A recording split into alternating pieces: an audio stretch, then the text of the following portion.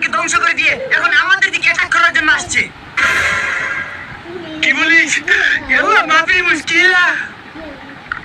এখন আমি কি করব? কি আর করবেন, রিয়াদে একটা সিনেমা হল খুলেন, বাংলাদেশ থেকে মোহাম্মদ আজকে আর ইন্ডিয়া থেকে নুসরাত ফারিয়া আর সানি লিওন আর ওই মিয়া খলিফাকে নিয়ে এসে একটা কনসার্টের ব্যবস্থা করুন।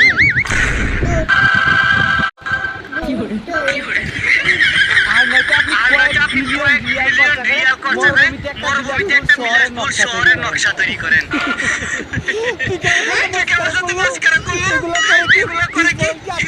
আটকানো যাবে?